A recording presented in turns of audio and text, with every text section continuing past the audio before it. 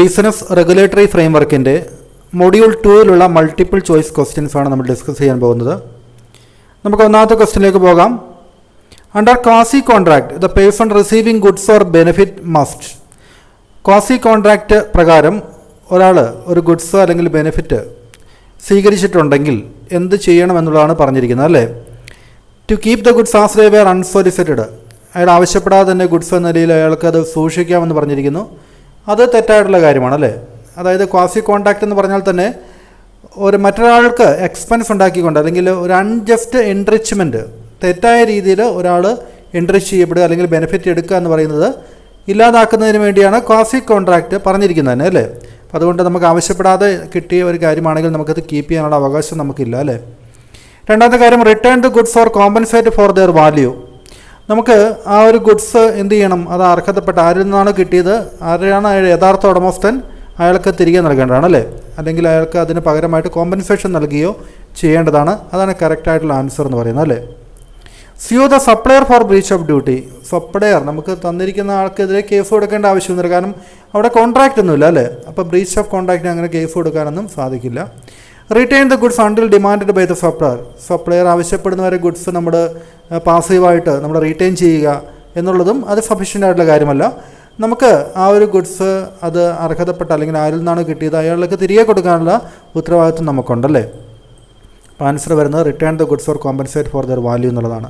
അപ്പോൾ നമ്മൾ ഇതേ രീതിയിൽ ഇതിൻ്റെ ക്വസ്റ്റ്യനും ഒപ്പം തന്നെ ഇതിൻ്റെ ഈ ഒരു ഓപ്ഷൻസും ഓരോന്നും മനസ്സിലാക്കി പഠിക്കുകയാണെങ്കിൽ നിങ്ങളത് ഓർത്തിരിക്കാൻ എളുപ്പമുണ്ട്. അപ്പോൾ നമുക്ക് ഇത്തരം ഈ ഒരു ടെക്സ്റ്റിൻ്റെ ബാക്ക് സൈഡിൽ നമുക്ക് അങ്ങനെ അസേർഷൻ റീസൺ ടൈപ്പ് അല്ലെങ്കിൽ മാച്ച് ദ ഫോളോവിങ് ക്വസ്റ്റ്യൻസ് ഒന്നും കൂടുതൽ വന്നിട്ടില്ല. പക്ഷേ നമ്മൾ ഇതുപോലെ മനസ്സിലാക്കി പഠിക്കുകയാണെങ്കിൽ അത്തരത്തിലുള്ള ക്വസ്റ്റ്യൻസ് വരികയും കൂടി ചെയ്ത് കഴിഞ്ഞാൽ നിങ്ങൾക്ക് എന്താണത് നിങ്ങൾ മനസ്സിൽ കൃത്യമായിട്ട് ഓർത്തിരിക്കും കേട്ടോ. അപ്പോൾ അതുകൊണ്ട് ആ രീതിയിൽ എല്ലാം മനസ്സിലാക്കി പഠിക്കുക. ജസ്റ്റ് നിങ്ങൾ കാണാതെ പഠിച്ചു വെച്ച് കഴിഞ്ഞാൽ ഉറപ്പായിട്ടും കൺഫ്യൂഷൻ വരും. ഇത് ലോ ആണ്, അപ്പോൾ ഓൾറെഡി അത് നമുക്ക് മനസ്സിലാക്കാനും ഓർത്തിരിക്കാനും അല്പം ബുദ്ധിമുട്ടുള്ളൊരു കേസാണ്.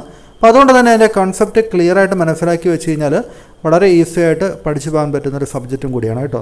അപ്പോൾ അത് മനസ്സിൽ വെച്ചുകൊണ്ട് നിങ്ങൾ നന്നായിട്ട് പഠിക്കുക. നമുക്ക് രണ്ടാമത്തെ ക്വസ്റ്റിലേക്ക് പോകാം. A contract to pay if a ship arrives within a year is enforceable when. ഒരു ഷിപ്പ് ഒരു വർഷത്തിനുള്ളിൽ എത്തുകയാണെങ്കിൽ നമ്മൾ പേയ്മെൻറ്റ് നൽകാം എന്നുള്ളതാണ് കോൺട്രാക്റ്റ്, അല്ലേ? അപ്പോൾ അങ്ങനെയൊക്കെ ഒരു ഭാവിയിലുള്ളൊരു കാര്യം സംഭവിക്കുകയോ ഇല്ലയോ അതിനെ ബേസ് ചെയ്തുകൊണ്ടുള്ള കോൺട്രാക്റ്റിനെ നമ്മൾ കണ്ടിൻജൻറ്റ് കോൺട്രാക്റ്റ് എന്നാണ് പറയുന്നത്, അല്ലേ? അതായത് ഒരു ഫ്യൂച്ചറിലെ ഒരു കാര്യം അൺസർട്ടൺ ഇവൻ്റ് ആയിരിക്കും. ഇവിടെ ഷിപ്പിൻ്റെ അറൈവൽ അത് വരികയാണെങ്കിൽ നമ്മൾ പേയ്മെൻറ്റ് കൊടുക്കാമെന്ന് പറയും, അല്ലേ? അപ്പോൾ ഇന്ത്യൻ കോൺട്രാക്റ്റ് ആക്ടിലെ സെക്ഷൻ 32 ഈ ഒരു കണ്ടിൻജൻറ്റ് കോൺട്രാക്റ്റിനെ കുറിച്ച് പറഞ്ഞിട്ടുണ്ട്. അപ്പോൾ നമുക്ക് എപ്പോഴാണ് ഈ ഒരു കണ്ടിൻജൻറ്റ് കോൺട്രാക്റ്റ് എൻഫോഴ്സിബിൾ ഈ കേസിൽ വരുന്നത്? The ship arrives within A specified time. ആ സമയത്തിനുള്ളിൽ ആ ഷിപ്പ് അറൈവ് ചെയ്യുകയാണെങ്കിൽ, അല്ലേ, ഇപ്പോൾ കണ്ടിൻജൻറ്റ് കോൺട്രാക്റ്റ് ഫുൾഫിൽ ചെയ്യപ്പെടും. അപ്പോൾ നമ്മളത് പറയാൻ പേയ്മെൻറ്റ് കൊടുക്കേണ്ടതാണല്ലേ. രണ്ടാമത്തെ option the ship never leaves the port എന്നുള്ളത്. അപ്പോൾ അത് പോർട്ടിൽ നിന്ന് പുറപ്പെട്ടിട്ടില്ല എന്ന് വെച്ചാൽ അത് പുറപ്പെടില്ല എന്നില്ല, അല്ലേ? അത് സ്റ്റിൽ കണ്ടിൻജൻ്റ് ആണ്. അപ്പോൾ അത് ഓട്ടോമാറ്റിക്കലി അത് പുറപ്പെട്ട് നമ്മൾ എത്തിക്കുകയാണെങ്കിൽ അത് എൻഫോഴ്സിബിൾ ആയിരിക്കും. അപ്പോൾ അത് തെറ്റായിട്ടുള്ള ആൻസറാണ്. ദ ഇവൻറ്റ് ബിക്കം ഇമ്പോസിബിൾ ആയിരിക്കുകയാണെങ്കിൽ അത് കോൺട്രാക്ട്സ് ബിക്കം വോയിഡ് ആണല്ലേ. ഒരു സംഭവിക്കില്ലാത്തൊരു കാര്യമാണെങ്കിൽ അത് വോയിഡ് കോൺട്രാക്റ്റായിട്ട് മാറുന്നു, അല്ലേ? The ship arrives after the specified ടൈമിന് ശേഷമാണ് വരുന്നതെങ്കിലും കോൺട്രാക്റ്റ് സാറ്റിസ്ഫൈഡ് അല്ല, അല്ലേ? അല്ലെങ്കിൽ കോൺട്രാക്റ്റ് അത് നമുക്ക് ഫുൾഫിൽ ചെയ്യാൻ സാധിക്കില്ല. വിത്തിൻ ടൈം അറൈവലായെങ്കിൽ മാത്രമേ അത് സംഭവിക്കുകയുള്ളൂ. പിന്നെ contingent contract becomes void. Contingent contract എപ്പോഴാണ് വോയിഡ് ആകുന്നത് എന്നുള്ളതാണ് ചോദിച്ചിരിക്കുന്നത്. കണ്ടിൻജൻറ്റ് കോൺട്രാക്റ്റ് വോയിഡ് ആകുന്നത് അല്ലെങ്കിൽ അത് നടപ്പാക്കാൻ സാധിക്കാതെ വരുന്നപ്പോഴാണ് ഇത് ഇവൻറ്റ് ബിക്കംസ് ഇമ്പോസിബിൾ. ആ ഒരു ഇവൻറ്റ് നമുക്ക് ഇമ്പോസിബിൾ അത് ചെയ്യാൻ വേണ്ടി പറ്റാത്ത അവസ്ഥ വരുമ്പോഴാണ്, അതായത് ഹാപ്പണിങ് ഓഫ് അൺസർട്ടൺ ഇവൻ്റ് ആണ് നമ്മൾ പറഞ്ഞിരിക്കുന്നത്, അല്ലേ? അപ്പോൾ ഇപ്പോൾ ഈ ഇവൻറ്റ് ബിക്കംസ് ഇമ്പോസിബിൾ ആവുകയാണ്. ഇപ്പോൾ ഉദാഹരണത്തിന് നമ്മൾ പറഞ്ഞിരിക്കുന്ന ഷിപ്പ് കടലിൽ മുങ്ങിപ്പോവുകയാണെങ്കിലോ, അപ്പോൾ അങ്ങനെ വരുമ്പോൾ കോൺട്രാക്റ്റ് അതെന്താകും, അത് അൺഎൻഫോഴ്സിബിൾ ആകും, അത് വോയിഡ് ആകും, അല്ലേ? അപ്പോൾ അത് എൻഫോഴ്സിബിൾ ആണെങ്കിൽ ഇമ്പോസിബിൾ ആണെന്നുള്ളതാണ് സെക്ഷൻ 32 പ്രകാരം അത് പറയുക. ദെൻ ദ കണ്ടീഷൻ ഫുൾഫിൽ ചെയ്യുകയാണെങ്കിൽ കോൺട്രാക്റ്റ് എൻഫോഴ്സിബിൾ ആണല്ലേ, അത് വോയിഡ് അല്ല. The parties mutually agree to terminate. രണ്ടുപേരും കൂടി മ്യൂച്വലി അത് എഗ്രി ചെയ്യുന്നു അത് കോൺട്രാക്റ്റ് ക്യാൻസൽ ചെയ്യാൻ വേണ്ടി. അപ്പോൾ അത് ഒന്നെങ്കിൽ ക്യാൻസൽ ചെയ്യുക, അതിന് പകരം പുതിയ കോൺട്രാക്റ്റ് ഉണ്ടാക്കുക, അതൊക്കെ പറയുന്നത് നോവേഷൻ ആണല്ലേ, അത് വോയിഡൻസ് അല്ല, അല്ലെങ്കിൽ വോയിഡ് ആക്കുന്നൊരു കേസല്ല. Then contract lacks lawful consideration ഇല്ലാതെ വരിക എന്ന് വെച്ച് കഴിഞ്ഞാൽ അത് വോയിഡ് അബിനിഷ്യമാണ്. അത് നേരത്തെ തന്നെ അത് വോയിഡാണ്. അങ്ങനെ ഒരു കോൺട്രാക്റ്റ് ഉണ്ടാക്കാനേ പാടില്ല അല്ലേ. അതായത് കോൺട്രാക്റ്റ് പിന്നീട് വോയിഡ് ആകുന്നതിനെക്കുറിച്ചാണ് നമ്മൾ ചോദിച്ചിരിക്കുന്നത് അല്ലേ. അപ്പോൾ വോയിഡ് ആക്കുന്നത് പിന്നീട് കോൺട്രാക്റ്റ് ഉണ്ടാക്കിയതിന് ശേഷം പിന്നീടാണ് മനസ്സിലായത് അത് ഇമ്പോസിബിൾ ആയെന്നുള്ളത് കോൺട്രാക്റ്റ് നടപ്പിലാക്കാൻ. അപ്പോഴാണ് അത് പിന്നീട് വോയിഡ് ആകുന്നത്. ലോഫുൾ കൺഫെഡറേഷൻ തീർച്ചയായിട്ടും വോയിഡ് തന്നെയാണ്, പക്ഷേ അത് വോയിഡ് അബിനിഷ്യമാണ്. നേരത്തെ മുതലേ തന്നെ ആദ്യം മുതലേ തന്നെ അതെന്താണ്, ആ ഒരു കോൺട്രാക്റ്റ് ഉണ്ടാക്കാനേ പാടില്ല അല്ലേ. അപ്പോൾ അതുകൊണ്ട് അത് ഇവിടെ ആൻസറായിട്ട് വരുന്നില്ല അല്ലേ. അപ്പോൾ ആൻസർ ചെയ്യാണ്. When a contract become impossible to perform, it is discharged by. ഒരു കോൺട്രാക്റ്റ് ഇമ്പോസിബിൾ ടു പെർഫോം, ആ ഇമ്പോസിബിലിറ്റിയും ഈ ഒരു ഫ്രസ്ട്രേഷൻ എന്ന് പറയുന്ന വാക്കും തമ്മിൽ നിങ്ങൾ ഓർത്തിരിക്കുക കേട്ടോ. അത് പലതരത്തിൽ നമുക്ക് ഒരു കോൺട്രാക്റ്റ് ഡിസ്ചാർജ് ചെയ്യപ്പെടാം. Contract discharge by performance, novation, frustration, breach, അല്ല അങ്ങനെ പലതരത്തിൽ കോൺട്രാക്റ്റ് ഡിസ്ചാർജ് ചെയ്യപ്പെടാം, കോൺട്രാക്റ്റ് അവസാനിക്കാം. അപ്പോൾ ഇവിടെ ഇമ്പോസിബിൾ ടു പെർഫോം, ഇമ്പോസിബിലിറ്റിയെ സൂചിപ്പിക്കുന്നതെങ്കിൽ അത് ഫ്രസ്ട്രേഷൻ ആണല്ലേ. കോൺട്രാക്റ്റ് ഇമ്പോസിബിൾ ടു പെർഫോം ആണ്, it is discharged by frustration ആണല്ലേ. അത് ഓർത്തിരുന്നോണം. ദെൻ അതിൻ്റെ മറ്റു ഓപ്ഷൻസ് നോക്കുകയാണെങ്കിൽ നമ്മൾ നോവേഷൻ എന്നൊക്കെ പറഞ്ഞു, ഇത് നമ്മൾ വരുന്നുണ്ട്. നോവേഷൻ എന്ന് വെച്ചാൽ സബ്സ്റ്റിറ്റ്യൂഷനാണ്, പുതിയൊരു കോൺട്രാക്റ്റ് നിലവിൽ വരുന്നതിനാണല്ലേ നോവേഷൻ എന്ന് പറയുന്നത്. പെർഫോമൻസ് എന്ന് വെച്ച് കഴിഞ്ഞാൽ കോൺട്രാക്റ്റിൽ എന്താണ് പറഞ്ഞിരിക്കുന്നത്, ആ കോൺട്രാക്റ്റിൽ പറഞ്ഞിരിക്കുന്ന കാര്യങ്ങൾ രണ്ട് കൂട്ടരും അത് ചെയ്യുന്നു അല്ലേ. അപ്പോൾ പെർഫോമൻസ്. ബ്രീച്ച് എന്ന് വെച്ച് കഴിഞ്ഞാൽ കോൺട്രാക്റ്റ് ഇൻറ്റൻഷ്യലായിട്ട് അത് കോൺട്രാക്റ്റ് നടപ്പിലാക്കാണ്ടിരിക്കുക. അപ്പോൾ അതും എന്താണ്, അത് contract discharge by breach of contract ആണല്ലേ. അപ്പോൾ നമുക്ക് ഫ്രസ്ട്രേഷൻ എന്ന് പറയുന്നത് ഇമ്പോസിബിൾ ടു പെർഫോം ആണ് ഫ്രസ്ട്രേഷനിൽ വരിക. Then partial performance of A divisible contract. Partial performance of A divisible contract. ഒരു ഡിവിസിബിൾ കോൺട്രാക്റ്റ്, ഒരു കോൺട്രാക്റ്റിനെ നമുക്ക് ഡിവൈഡ് ചെയ്യാൻ പറ്റുന്ന തരത്തിലുള്ള കോൺട്രാക്റ്റ് ആണെങ്കിൽ പാർഷ്യൽ പെർഫോമൻസ് അതിൽ എന്താണ് താഴെ അനുവദിച്ചിരിക്കുന്നത് എന്നുള്ളതാണ് ചോദിച്ചിരിക്കുന്നത് അല്ലേ. ഒന്നാമത്തത് may allow the performing party to claim payment for what has been done. അപ്പോൾ എന്താണോ ഒരാൾ ഒരു കോൺട്രാക്റ്റിൻ്റെ ഭാഗികമായിട്ട് അത് പൂർത്തിയാക്കി, ഇപ്പോൾ ഡിവിസിബിൾ കോൺട്രാക്റ്റാണ്, ഭാഗികമായിട്ട് അത് പൂർത്തിയാക്കിയിട്ടുള്ളത്, അതിന്മേൽ എന്താണോ അയാൾക്ക് ലഭിക്കാനുള്ളത് അത് ക്ലെയിം ചെയ്യാനുള്ള അവകാശം അയാൾക്കുണ്ടല്ലേ. അത് ഡിവിസിബിൾ കോൺട്രാക്റ്റിൽ ഉള്ളതാണ് അല്ലേ. അതായത് ഡിവിസിബിൾ കോൺട്രാക്റ്റ് എന്ന് വെച്ച് കഴിഞ്ഞാൽ ഒരു കോൺട്രാക്റ്റിനെ നമുക്ക് സെപ്പറേറ്റ് ആയിട്ട് ട്രീറ്റ് ചെയ്യാന്നുള്ളതാണ്. അതിൻ്റെ ഒരു പാർട്ട് പെർഫോം ചെയ്തിട്ടുണ്ടെങ്കിൽ ആ ഒരു പെർഫോം ചെയ്ത പാർട്ടിന്മേൽ എന്താണോ അയാൾക്ക് കിട്ടാനുള്ളത് അത് നമുക്ക് അയാൾക്ക് ലഭിക്കാനുള്ള അവകാശമുണ്ട്. Even if the rest is not performed എന്നാണ്. അത് ബാക്കിയുള്ള ആ ഒരു ഭാഗം പൂർത്തിയാക്കിയില്ലെങ്കിലും, രണ്ടാമത്തെ പാർട്ട് പൂർത്തിയാക്കിയില്ലെങ്കിലും ആദ്യത്തെ ഒരു പാർട്ട് പൂർത്തിയാക്കിയിട്ടുണ്ടെങ്കിൽ ആ ഒരു ഡിവിഷണൽ ആയിട്ടുള്ള കോൺട്രാക്റ്റോടെയാണെങ്കിൽ, ഡിവിസിബിൾ കോൺട്രാക്റ്റോടെയാണെങ്കിൽ ആ ചെയ്ത് പൂർത്തിയാക്കിയ വർക്കിന് കോമ്പൻസേഷൻ കിട്ടാനുള്ള, അല്ലെങ്കിൽ ആ കോൺട്രാക്റ്റിൻ്റെ ഭാഗമായിട്ട് എമൗണ്ട് കിട്ടാനുള്ള അവകാശം അയാൾക്കുണ്ടായിരിക്കും അല്ലേ. അപ്പോൾ അതാണ് ഈ പോയിന്റ് പറഞ്ഞിരിക്കുന്നത്. Renders the entire contract void. ഇപ്പോൾ ഡിവിസിബിൾ കോൺട്രാക്റ്റ് ആണെങ്കിൽ പാർട്ട്ലി പെർഫോം ചെയ്തിട്ടുണ്ടെങ്കിൽ അതിൻ്റെ ക്ലെയിം കിട്ടാനുള്ള അവകാശമുണ്ട്. അത് മുഴുവൻ കോൺട്രാക്റ്റിനെ അത് വോയിഡ് ആക്കുന്നില്ല അല്ലേ. അപ്പോൾ തെറ്റായിട്ടുള്ള കാര്യമാണ്. അപ്പോൾ അടുത്തത് requires both parties to negotiate. രണ്ട് പാർട്ടീസും തമ്മിൽ റീനെഗോഷിയേറ്റ് അങ്ങോട്ടും ഇങ്ങോട്ടും പറഞ്ഞ് സംസാരിക്കുക. അതൊന്നും നോട്ട് നെസസറിലി, അത് അത്യാവശ്യം അങ്ങനെ ചെയ്യാൻ പാടില്ല. It enforceable only with the consent of the other party. മറ്റ് പാർട്ടിയുടെ കൺസെൻറ്റോട് കൂടി ചെയ്യണം നിർബന്ധമില്ല. പ്രത്യേകിച്ച് ഇത് ഡിവിസിബിൾ കോൺട്രാക്റ്റ് ആണെങ്കിൽ എന്താണ്, ചെയ്ത പാർട്ടിന് കോമ്പൻസേഷൻ കിട്ടാനുള്ള അവകാശം ചെയ്ത ആൾക്കുണ്ടല്ലേ. അപ്പോൾ ആണ് ആൻസർ വരിക. Restraint of marriage agreements R valid. Marriage agreement valid ആകുന്നത്, അതിന് മാരേജ് എഗ്രിമെൻറ്റിനെ നമ്മൾ റെസ്ട്രെയിൻറ്റ് ചെയ്യുന്നത് അല്ലെങ്കിൽ നിയന്ത്രിക്കുന്നത് വാലിഡ് ആകുന്ന സന്ദർഭം ഏതാണെന്നാണ് ചോദിച്ചിരിക്കുന്നത് അല്ലേ. They do not completely restrict marriage. Completely restrict marriage അല്ലെങ്കിൽ പാർഷ്യലി റെസ്ട്രിക്ഷൻ അങ്ങനെയൊന്നുമില്ല. ഒരു മാരേജിനെ നമ്മൾ റെസ്ട്രിക്റ്റ് ചെയ്യുക അല്ലെങ്കിൽ മാരേജ് ചെയ്യുന്നതിൽ നിന്ന് തടയുക എന്ന് പറയുന്നത് എന്താണ്, അത് വോയിഡ് ആയിട്ടുള്ള കാര്യമാണ് അല്ലേ, ചെയ്യാൻ പാടില്ലാത്ത കാര്യമാണ്, നിയമപരമായിട്ട് തെറ്റാണ്. They do not completely restrict marriage, അത് തെറ്റാണ്. They are entered into with free consent. രണ്ട് പേർ തമ്മിൽ ഫ്രീ ആയിട്ടുള്ളൊരു സമ്മതത്തോടു കൂടിയാണ് ഏർപ്പെട്ടിരിക്കുന്നതെങ്കിൽ എന്നുള്ളത് ഫ്രീ കൺസെൻറ്റ്. അപ്പോൾ ഫ്രീ കൺസെൻറ്റോടുകൂടിയാണെങ്കിലും മാരേജിനെ റെസ്ട്രെയിൻറ്റ് ചെയ്യാൻ വേണ്ടി പാടില്ല, അല്ലെങ്കിൽ മാരേജിനെ തടയുന്ന രീതിയിൽ രണ്ട് കൂട്ടരും സമ്മതമൊന്നും അവിടെ പ്രശ്നമല്ല, മാരേജിനെ തടയാൻ പാടില്ല എന്നുള്ളത് തന്നെയാണ് നിയമം അല്ലേ. They are reasonable and protect family interest. അത് ഫാമിലിയുടെ താല്പര്യം സംരക്ഷിക്കാൻ വേണ്ടി ന്യായമായിട്ടുള്ള കാര്യമാണ്. ആ രീതിയിലാണെങ്കിലും നമുക്ക് ഒരു വിവാഹത്തെ തടയാൻ വേണ്ടി സാധിക്കില്ല. They are specifically designed to protect minors. Minor പ്രായപൂർത്തിയാകാത്ത ആളുകൾ തമ്മിലുള്ള വിവാഹമാണെങ്കിൽ ആ വിവാഹത്തെ നമുക്ക് റെസ്ട്രിക്ഷൻ നടത്താം അല്ലേ, റെസ്ട്രിക്ഷൻ നടത്താവുന്നതാണ്. അപ്പോൾ ആൻസർ വരുന്നത് എന്താണ്, ഡി ആണ്. An agreement to commit a crime. ഒരു ക്രൈം കമ്മിറ്റ് ചെയ്യാനുള്ള എഗ്രിമെൻറ്റ്, രണ്ടുപേർ തമ്മിലൊരു കൊലപാതകം നടത്താൻ അല്ലെങ്കിൽ ഏതെങ്കിലും തരത്തിലുള്ള ക്രിമിനൽ ഒഫൻസ് നടത്താൻ വേണ്ടിയുള്ള ഒരു എഗ്രിമെൻ്റ് എന്ന് വെച്ചാൽ അത് വോയിഡാണ് അല്ലേ, അത് ചെയ്യാനേ പാടില്ല. അങ്ങനെ അത് ആ ഒരു എഗ്രിമെൻറ്റ് നിലനിൽക്കാൻ പാടില്ല അല്ലേ. അപ്പോൾ വാലിഡാന്ന് പറയാൻ പറ്റില്ല, അത് വാലിഡായിട്ടുള്ളൊരു കാര്യമല്ല, അത് വോയിഡ് തന്നെയാണല്ലേ, വാലിഡല്ല, നിയമപരമായിട്ട് വാലിഡല്ല, വോയിഡബിൾ ആക്കാൻ പറ്റില്ല. അത് ഏതെങ്കിലും ഒരു പാർട്ടിയുടെ സമ്മതത്തോടു കൂടി ഏതെങ്കിലും ആർക്കെങ്കിലും വേണമെങ്കിൽ അത് വോയിഡാക്കാം, വാലിഡാക്കാം എന്ന രീതിയിലുള്ള വോയിഡബിൾ അല്ല. എൻഫോഴ്സിബിളും അല്ല, അത് ലീഗലായിട്ട് അത് എൻഫോഴ്സ് ചെയ്യാൻ വേണ്ടിയോ ഒന്നും സാധിക്കുന്നതല്ല അല്ലേ. Payment made by mistake to the wrong party creates. ഒരാൾക്ക് തെറ്റായിട്ട് നമ്മളൊരു പേയ്മെൻറ്റ് കൊടുത്തു, റോങ് പാർട്ടി, നമ്മൾ ഉദ്ദേശിക്കുന്ന ആളിലേക്കല്ല ആ പേയ്മെൻറ്റ് പോയിരിക്കുന്നത്. അപ്പോൾ അങ്ങനെയാണെങ്കിൽ എന്താണ്, അത് ക്വാസി കോൺട്രാക്റ്റിൻ്റെ ഭാഗമാണ് അല്ലേ. ക്വാസി കോൺട്രാക്റ്റ് ബൈ മിസ്റ്റേക്ക് നമ്മൾ പണമൊക്കെ ട്രാൻസ്ഫർ ചെയ്യുമ്പോൾ അത് ക്വാസി കോൺട്രാക്റ്റാണ്. അത് ആർക്കാണോ ലഭിച്ചത് അയാളത് തിരിച്ചു കൊടുക്കാനുള്ള അവകാശം അല്ലെങ്കിൽ ഉത്തരവാദിത്വം അയാൾക്കുണ്ടല്ലേ, അത് ക്വാസി കോൺട്രാക്റ്റിൻ്റെ ഭാഗമാണ്. Then A contract that depends on the occurrence of an uncertain event. ഒരു അൺസർട്ടൺ ഇവൻറ്റിനെ ബേസ് ചെയ്തുകൊണ്ടുള്ള കോൺട്രാക്ട് നമ്മൾ ആദ്യം പറഞ്ഞു, അത് കണ്ടിൻജൻറ്റ് കോൺട്രാക്റ്റ് ആണല്ലേ, കണ്ടിൻജൻറ്റ് കോൺട്രാക്റ്റാണ് അതിൽ വരിക.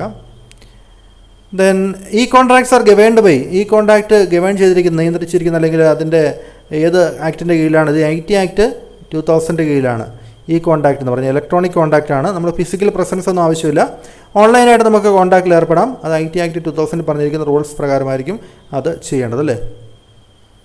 കോമൺ ട്രേഡ് കസ്റ്റംസ് ഒന്നും അത് ബാധകമായിരിക്കുന്നതല്ല. കോമൺ ട്രേഡ് കസ്റ്റംസ് എന്ന് വെച്ചാൽ അത് ഇലക്ട്രോണിക് കോൺട്രാക്റ്റിൽ ബാധകമല്ല. വെർബൽ എഗ്രിമെൻ്റ് എന്ന് വെച്ച് കഴിഞ്ഞാൽ വെർബൽ എഗ്രിമെൻറ്റ്സും അതും എന്താണ് ഇലക്ട്രോണിക്കലായിട്ടുള്ള കോൺട്രാക്റ്റിനെ കുറിച്ച് പറഞ്ഞിരിക്കുന്നത്, നമ്മൾ വെർബൽ വാക്കാലുള്ള കോൺട്രാക്റ്റിനെ കുറിച്ചല്ല അല്ലേ. ഇന്ത്യൻ പീനൽ കോഡും അത് ബാധകമല്ല. ഇന്ത്യൻ പീനൽ കോഡിൽ ക്രൈമുകളൊക്കെയാണ് അവിടെ ഡീൽ ചെയ്യപ്പെടുന്നത് അല്ലേ, കോൺട്രാക്റ്റ് അല്ല ഡീൽ ചെയ്യപ്പെടുന്നത്. അപ്പോൾ അതൊന്നും ആൻസർ അല്ല. Which of the following is not a feature of an e contract. E കോൺട്രാക്റ്റിൻ്റെ ഫീച്ചർ അല്ലാത്ത ഏതെന്നാണ് ചോദിച്ചിരിക്കുന്നത് അല്ലേ. ഇപ്പോൾ offer and acceptance through electronic means, electronic മീൻസിലൂടെ ആണെങ്കിലും ഓഫറും അക്സെപ്റ്റൻസും ഒക്കെ ഉണ്ടായിരിക്കണം അല്ലേ, അത് ഈ കോൺട്രാക്റ്റിൻ്റെ ഫീച്ചർ തന്നെയാണ്. ലോഫുൾ കൺസിഡറേഷൻ ഒബ്ജക്റ്റും ഉണ്ടായിരിക്കണം. ഫിസിക്കൽ പ്രസൻസ് ആവശ്യമില്ല അല്ലേ. അപ്പോൾ ഇതാണ് ആൻസറായിട്ട് വരുന്നത് അല്ലേ. വാലിഡിറ്റി അണ്ടർ IT ആക്ട് 2000 കീഴിൽ വാലിഡ് ആയിട്ടുള്ള ഒരു കോൺട്രാക്റ്റ് ആയിരിക്കണം, അത് ശരിയാണ്. അപ്പോൾ ആൻസറായിട്ട് വരുന്നത് C ആണ് അല്ലേ. When both parties fulfil their contractual obligation the contract is, രണ്ട് പാർട്ടീസും അവരുടെ കോൺട്രാക്ച്വൽ ഒബ്ലിഗേഷൻ അത് ഫുൾഫിൽ ചെയ്തിട്ടുണ്ടെങ്കിൽ ആ കോൺട്രാക്റ്റ് എന്താണ്, ആ കോൺട്രാക്റ്റ് എക്സിക്യൂട്ടഡ് കോൺട്രാക്റ്റായിട്ട് മാറുന്നു അല്ലേ. അത് അതിനെയാണ് നമ്മൾ എക്സിക്യൂട്ടഡ് കോൺട്രാക്റ്റ് എന്ന് പറയുന്നത്. രണ്ട് പാർട്ടീസും അവർ ചെയ്യേണ്ട കാര്യങ്ങൾ ചെയ്തിട്ടുണ്ടെങ്കിൽ അല്ലേ.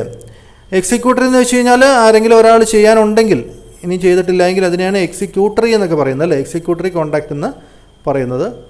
ഇത് നമുക്ക് എക്സിക്യൂട്ടർ കോൺട്രാക്റ്റാണ്. അവോയ്ഡബിൾ കോൺട്രാക്റ്റ്, കണ്ടിൻജൻറ്റ് കോൺട്രാക്റ്റ് നമ്മൾ കണ്ടതാണല്ലേ.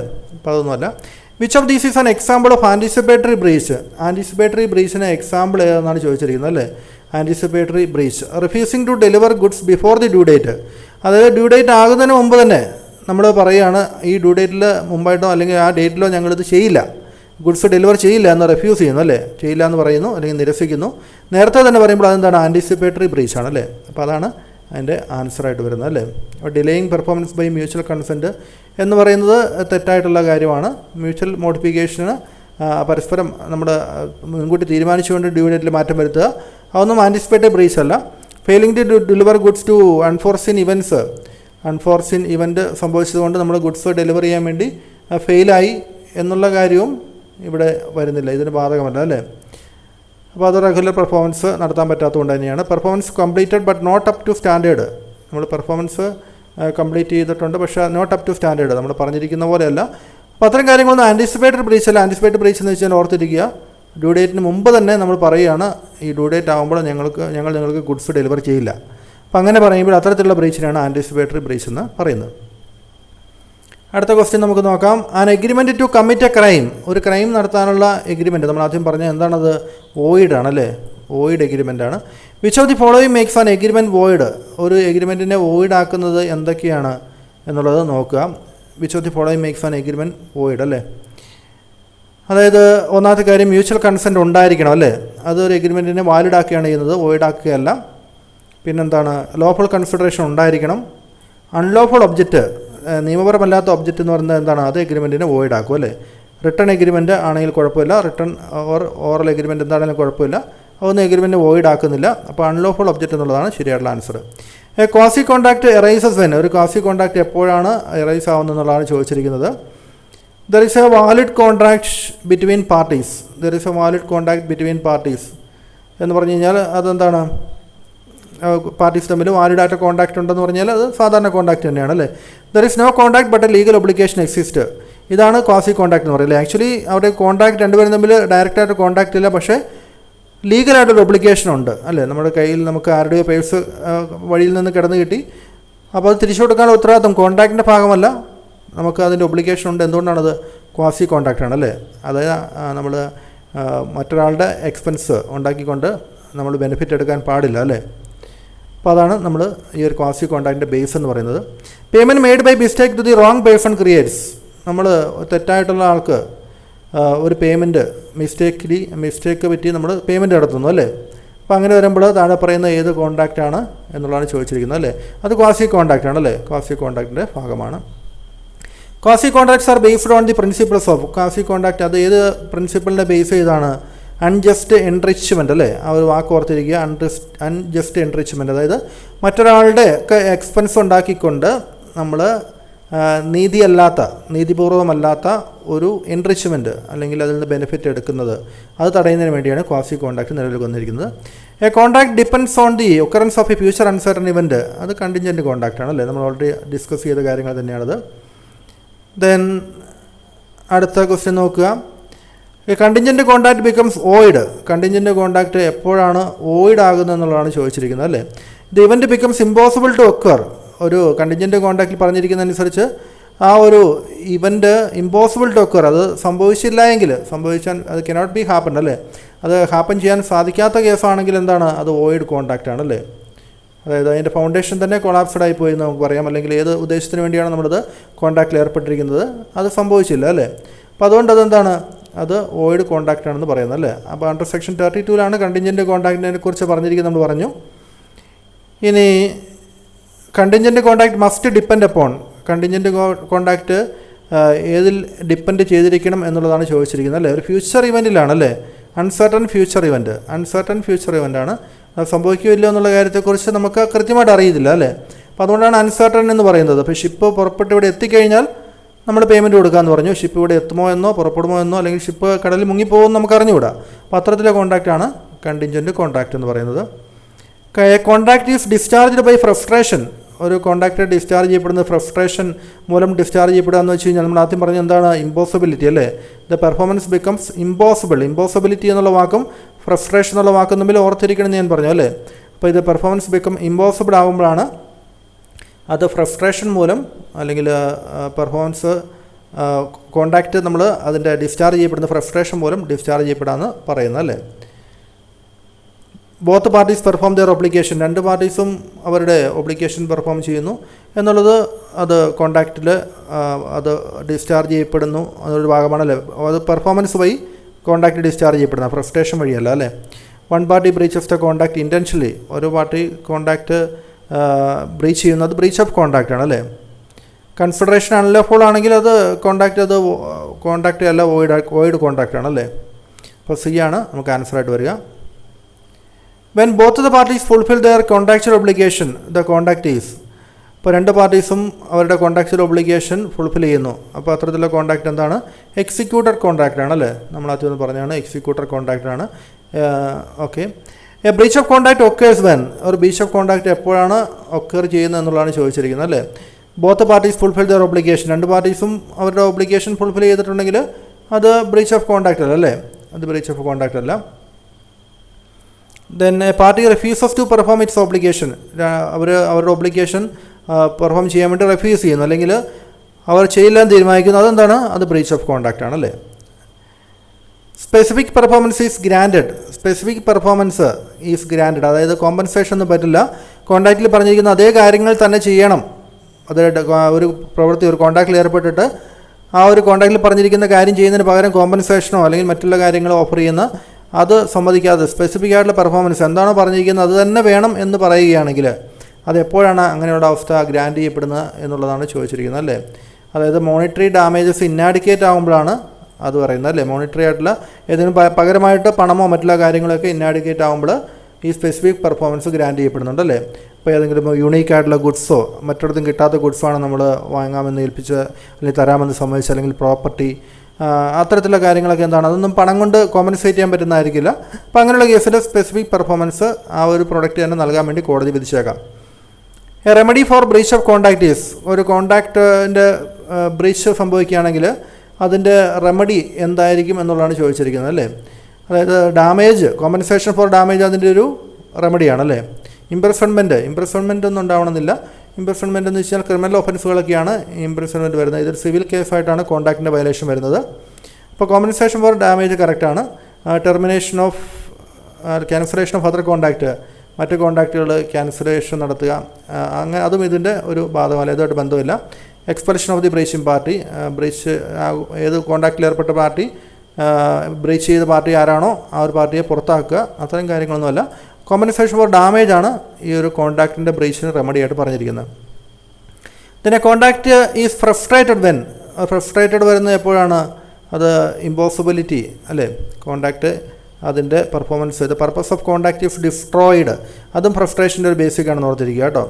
അതായത് purpose of contract is destroyed, നമ്മൾ ഏത് കാര്യത്തിന് വേണ്ടിയാണ് കോൺട്രാക്റ്റിൽ ഏർപ്പെട്ടത് ആ ഒരു പർപ്പസ് തന്നെ ഇമ്പോസിബിൾ ആകുന്നു, നമുക്കത് ചെയ്യേണ്ട ആവശ്യം വരുന്നില്ല.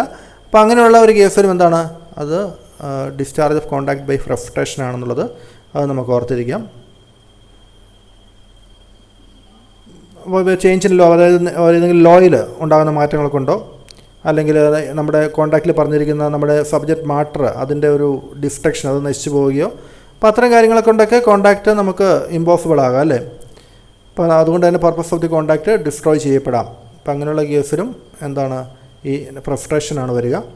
Then the doctrine of frustration applies when, അപ്പോൾ നോക്കുക ഈ ഡോക്ട്രിൻ ഓഫ് ഫ്രസ്ട്രേഷൻ ഏതൊക്കെ എപ്പോഴാണ് അപ്ലൈ ചെയ്തിടുന്നത്? ആൻ അൺഫോർച്യൂനേറ്റ് ഇവൻ മേക്സ് പെർഫോമൻസ് ഇമ്പോസിബിൾ അല്ലേ, പെർഫോമൻസിനെ ഇമ്പോസിബിൾ ആക്കുമ്പോഴാണ് അതിനെയാണ് നമ്മൾ ഡോക്ട്രിൻ ഓഫ് ഫ്രസ്ട്രേഷൻ ആപ്ലിക്കേഷൻ വരിക.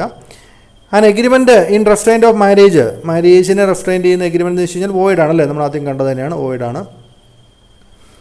ഇനി സെക്ഷൻ ബിയിലെ കുറച്ച് ക്വസ്റ്റ്യൻസ് കൂടെ നമുക്ക് നോക്കാം. A contract is discharge by frustration, contract discharge ചെയ്യപ്പെടുന്നു, ഫ്രസ്ട്രേഷൻ മൂലം ഡിസ്ചാർജ് ചെയ്യപ്പെടുന്നു അല്ലേ. അപ്പോൾ നമ്മൾ ആദ്യം പറഞ്ഞ പോലെ ഏതൊക്കെ കേസിലാണെന്ന് വരുന്നത് നോക്കുക. പെർഫോമൻസ് ബിക്കംസ് ഇമ്പോസിബിൾ, അത് ഫ്രസ്ട്രേഷൻ കാരണമാണ് നമ്മൾ ആദ്യം പറഞ്ഞു. The purpose of the contract is destroyed, കോൺട്രാക്റ്റിൻ്റെ പർപ്പസ് ഡിസ്ട്രോയ് ചെയ്യപ്പെടുന്നു. ഈ രണ്ട് കേസുകളിലാണ് വരുന്നത് അല്ലേ, എയും ബിയുമാണ് ആൻസറായിട്ട് വരുന്നത്. Both parties agree to novate the contract, കോൺട്രാക്റ്റിനെ പുതുക്കുക, പുതിയൊരു കോൺട്രാക്റ്റ് നിലവിലെടുത്തുക, പഴയ കോൺട്രാക്റ്റിനെ ക്യാൻസൽ ചെയ്ത്, അപ്പോൾ അത് നോവേഷനാണ് അല്ലേ. The contract is breached intentionally contract breach ചെയ്യപ്പെടുന്നു, അത് ബ്രീച്ച് ഓഫ് കോൺട്രാക്റ്റ് ആണ് അല്ലേ. Then remedies for breach of contract include, breach of കോൺട്രാക്റ്റിലെ റെമഡി എന്തൊക്കെയാകാം? ഒരു കോൺട്രാക്റ്റിൽ ലംഘനം നടന്നു കഴിഞ്ഞാൽ, ബ്രീച്ച് ഓഫ് കോൺട്രാക്റ്റ് സംഭവിച്ചു കഴിഞ്ഞാൽ എന്തൊക്കെയാകാം അതിൻ്റെ റെമഡീസ് എന്നുള്ളതാണ് ചോദിച്ചിരിക്കുന്നത് അല്ലേ. റെസിഷൻ ഓഫ് ദി കോൺട്രാക്റ്റ് റദ്ദ് ചെയ്യപ്പെട്ടേക്കാം. Monetary compensation for damage, contract violate ചെയ്യുന്നതിന് പകരമായിട്ട് പണം നഷ്ടപരിഹാരം ഇവിടെ നൽകപ്പെട്ടേക്കാം. Specific performance of the contract, ആ കോൺട്രാക്റ്റിൽ പറഞ്ഞിരിക്കുന്ന എന്ത് കാര്യമാണോ അത് തന്നെ ചെയ്യാൻ വേണ്ടി ആവശ്യപ്പെട്ടേക്കാം. പണത്തിനൊക്കെ മൂല്യം പകരം വയ്ക്കാൻ പറ്റാത്തതാണെങ്കിൽ അതേ കാര്യം തന്നെ ചെയ്യാൻ വേണ്ടി ആവശ്യപ്പെട്ടേക്കാം. ഇംപ്രസ്മെൻറ്റ് അതിൻ്റെ ബാധകമല്ല, സാധാരണ ഇംപ്രസ്മെൻറ്റ് പറയാറില്ല, അത് ലീഗൽ ക്രിമിനൽ ഒഫൻസുകളൊക്കെയാണ് ഇംപ്രസ്മെൻറ്റ് വരുന്നത് അല്ലേ. അപ്പോൾ ആദ്യത്തെ 3 കേസുകളാണ് ആൻസറായിട്ട് വരിക. ഇനി അടുത്ത ക്വസ്റ്റ്യൻ നോക്കാം. ഇനി ബ്രീച്ച് ഓഫ് കോൺട്രാക്റ്റ് സ്പെസിഫിക് പെർഫോമൻസീസ്, ഒരു ബ്രീച്ച് ഓഫ് കോൺട്രാക്റ്റിൽ സ്പെസിഫിക് പെർഫോമൻസ് എന്ന് വെച്ച് കഴിഞ്ഞാൽ എപ്പോഴാണ്? ഓൾവേസ് ഗ്രാൻഡ്, എപ്പോഴും അത് നൽകണമെന്നില്ല അല്ലേ. കാരണം മോണിറ്ററി കോമ്പൻസേഷനൊക്കെ മതിയെന്നുണ്ടെങ്കിൽ, മതിയായ ഒരു കാര്യമാണെങ്കിൽ അത് പറഞ്ഞേക്കാം. അപ്പോൾ എപ്പോഴും അത് പറയണമെന്നില്ല. മോണിറ്ററി കോമ്പൻസേഷൻ മതിയാകാതെ വരുമ്പോഴാണ് നമ്മൾ ഈ പറഞ്ഞിരിക്കുന്ന സ്പെസിഫിക് പെർഫോമൻസ് തന്നെ ആവശ്യപ്പെടുന്നത് അല്ലേ. An alternative remedy when damages are insufficient, ഡാമേജൊക്കെ ഇൻസഫിഷ്യൻ്റ് ആണെങ്കിൽ ഓൾട്ടർനേറ്റീവ് റെമഡി ആയിട്ടാണ് സ്പെസിഫിക് പെർഫോമൻസ് തന്നെ നിശ്ചയിക്കുന്നത് അല്ലേ. അത് ശരിയായിട്ടുള്ള കാര്യമാണ്. Limited to contracts involving unique goods or service, യൂണീക്കായിട്ടുള്ള ഗുഡ്സ് അല്ലെങ്കിൽ സർവീസ്, അപ്പോൾ അത്തരം കാര്യങ്ങളൊക്കെ നൽകാൻ വേണ്ടി അല്ലെങ്കിൽ കൊടുക്കാൻ വേണ്ടിയുള്ള എഗ്രിമെൻ്റൊക്കെ ആണെങ്കിലാണ് നമ്മുടെ സ്പെസിഫിക് പെർഫോമൻസ് എന്ന് പറയുക. അപ്പോൾ സിയും ശരിയാണല്ലേ. മാൻഡേറ്ററി ഫോർ ഓൾ കോൺട്രാക്ട്, എല്ലാ കോൺട്രാക്റ്റിലും അത് മാൻഡേറ്ററി അല്ല അല്ലേ, ഡിസ്ക്രിഷണറി ആണ്. അപ്പോൾ കോടതി അത് നോക്കും, അതിൻ്റെ മെറിറ്റിലേക്ക് നോക്കിയിട്ട് അത് ഡാമേജ് കൊടുത്ത് പരിഹരിക്കാൻ പറ്റുന്നതാണെങ്കിൽ ഡാമേജ് കൊടുത്ത് പരിഹരിക്കാം, അല്ലെങ്കിൽ സ്പെസിഫിക് പെർഫോമൻസ് തന്നെ ഡയറക്റ്റ് ചെയ്യാനുള്ള സാധ്യതയുണ്ട്. A contract is frustrated, contract എപ്പോഴൊക്കെയാണ് ഫ്രസ്ട്രേറ്റ് ചെയ്യപ്പെടുന്നത് പറഞ്ഞിരിക്കുന്നു. The subject matter is destroyed, subject matter destroy ചെയ്യപ്പെടുമ്പോൾ അല്ലേ. നോ ഒബ്ജക്റ്റ്, അവിടെ ഒരു സബ്ജക്റ്റ് മാറ്റർ തന്നെ ഇല്ലാണ്ടാവുകയാണെങ്കിൽ അവിടെ എന്താണ്, അവിടെ കോൺട്രാക്റ്റ് ഇല്ല അല്ലേ. ഇപ്പോൾ നമ്മളിപ്പം ഏതെങ്കിലും ബിൽഡിങ്ങുമായിട്ട് ബന്ധപ്പെട്ടാണ് കോൺട്രാക്റ്റ് ഏർപ്പെട്ടിരിക്കുന്നതെങ്കിൽ ആ ബിൽഡിങ് തീപിടുത്തത്തിലേക്ക് നശിച്ചു പോയിട്ടുണ്ടെങ്കിൽ അവിടെ ഫ്രസ്ട്രേഷനുമായിട്ട് ബന്ധപ്പെട്ടത് പറയാം നമുക്ക്. The performance becomes illegal due to new laws, പുതിയ നിയമം വന്നതോടുകൂടി നമ്മുടെ കോൺട്രാക്റ്റ് പെർഫോം ചെയ്യാൻ വേണ്ടി സാധിച്ചില്ല അല്ലേ.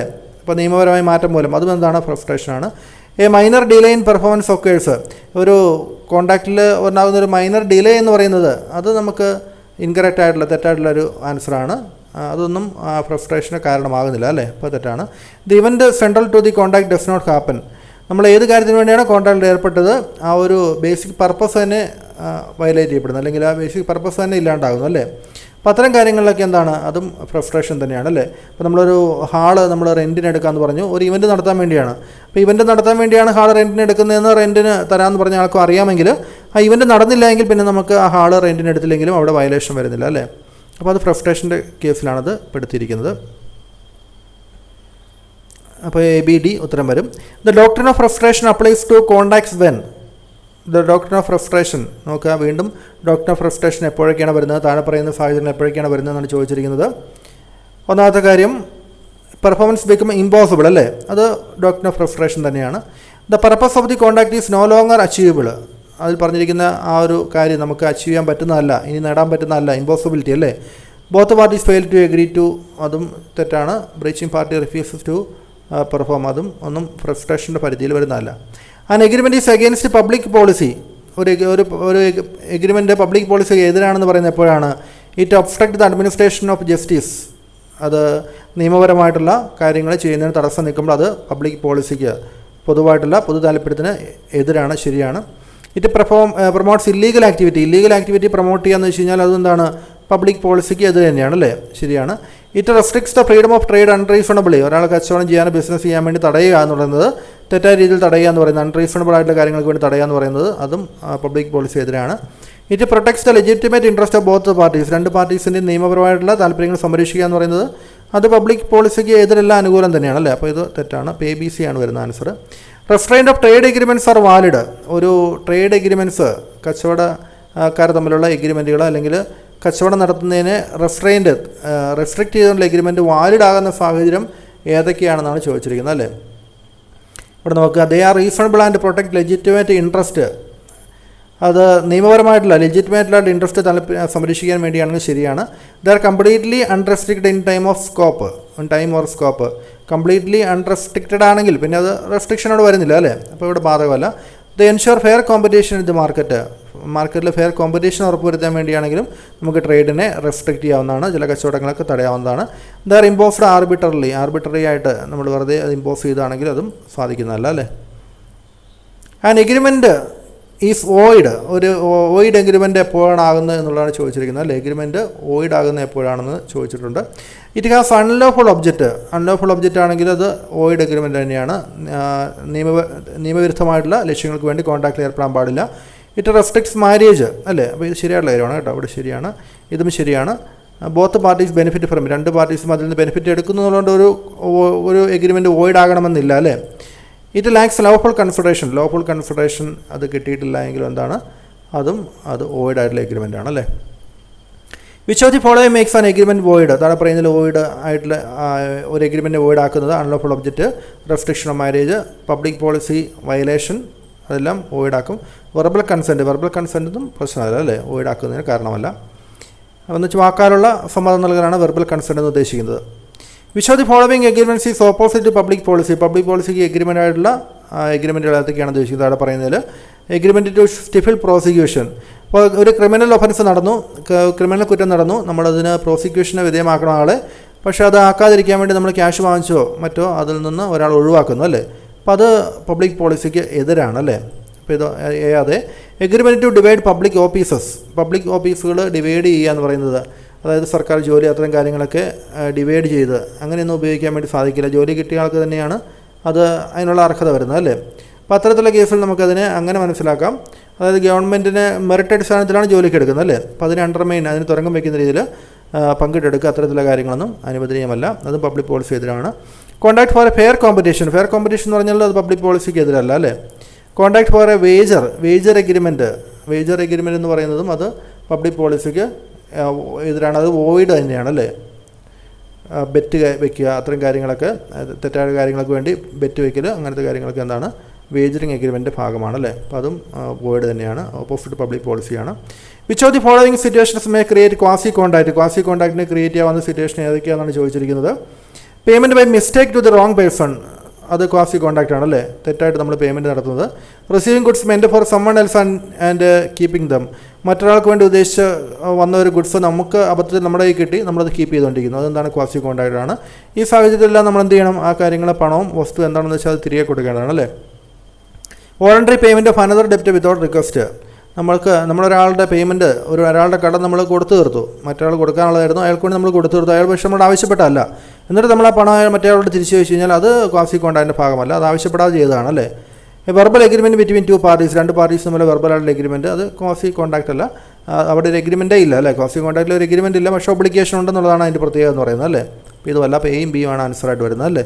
അപ്പോൾ ഏതായാലും നമ്മൾ ഇത്രയും ക്വസ്റ്റ്യൻസ് നമുക്ക് ഇന്ന് ഡിസ്കസ് ചെയ്താൽ മതി. ഒത്തിരി ആയിക്കഴിഞ്ഞാൽ ലോ ആണ്, നമുക്ക് അത് ബുദ്ധിമുട്ടാണ് പഠിച്ചെടുക്കാൻ. അതുകൊണ്ട് ഞാനിപ്പോൾ നിർത്തുകയാണ്. നമുക്ക് ഇനി ഒരു പാർട്ട് 2 അടുത്ത ക്ലാസ്സിൽ അപ്ലോഡ് ചെയ്യാൻ വേണ്ടി ശ്രമിക്കുന്നതാണ് കേട്ടോ. അപ്പോൾ മറക്കാതെ നിങ്ങൾ വീഡിയോ ഒക്കെ എല്ലാവരും ഒന്ന് ലൈക്ക് ചെയ്ത് വെക്കുക. ഇപ്പോൾ തന്നെ മറന്നു പോയിട്ടുണ്ടെങ്കിൽ പിന്നെ ഫ്രണ്ട്സിനായിട്ടൊക്കെ ഒന്ന് ഷെയർ ചെയ്ത് കൊടുക്കുകയും ചെയ്യാം കേട്ടോ. Okay, thank you.